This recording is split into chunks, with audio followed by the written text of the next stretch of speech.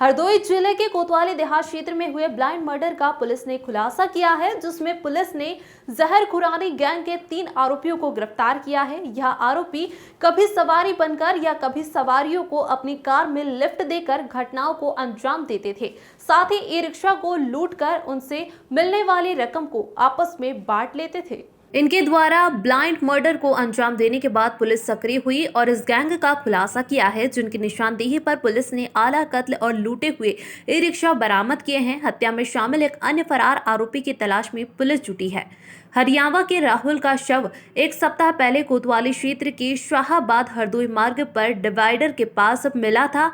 वह लखनऊ से अपने घर हरियाणा के लाहपुरवा वापस आ रहा था। इसी दौरान जहर खुरानी गैंग के सदस्य उसे मिल गए। उन्होंने वैगन आर कार में लिफ्ट के बहाने राहुल को बैठा लिया। इसके बाद आरोपियों ने उसे मौका पाकर कोल्ड ड्रिंक में नशीला पदार्थ मिलाकर पिला दिया।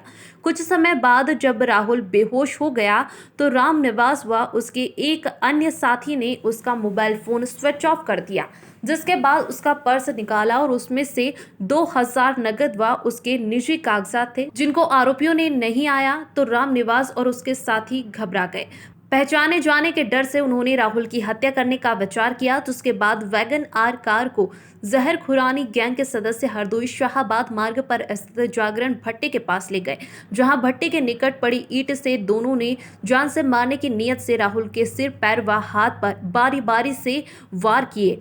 जब आरोपियों को विश्वास हो गया कि राहुल की मौत हो गई, कोतवाली देहात क्षेत्र के शाहाबाद हरदोई मार्ग पर डिवाइडर के पास छोड़कर फरार हो गए, जिसका शव सुबह मिलने के बाद उसके भाई अरुण कुमार ने पुलिस को तहरीर दी, जिसके बाद पुलिस सक्रिय हुई और सीसीटीवी फुटेज के आधार पर जहर खुरानी गैंग का खुलासा किया। हरदोई से अखिलेश सिंह की रिपोर्ट।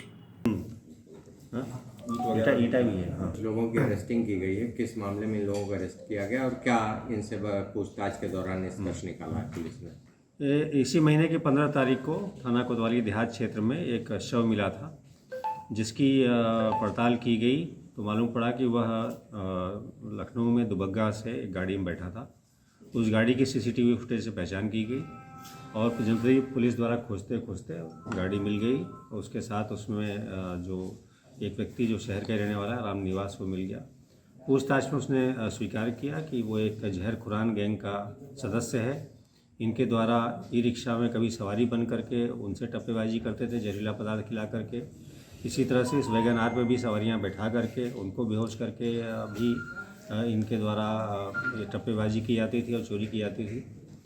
ये व्यक्ति जो मृत पाया गया था, चूँकि इसको ज़्यादा पावर की दवा दी गई, इसको होश नहीं आने पर इनके द्वारा उसको डर के मारे ईंट से मार दिया गया था, जो कि थाना क्षेत्र में मिला था।